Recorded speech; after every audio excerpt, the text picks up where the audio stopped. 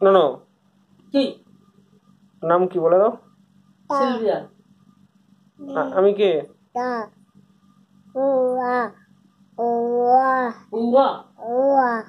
আমি কে? টাকলু। তুমি কে? টাকলু। সিলভিয়া। ওরা কি দিয়ে ভাত খেয়েছো তুমি বলো? কি দিয়ে খেয়েছো?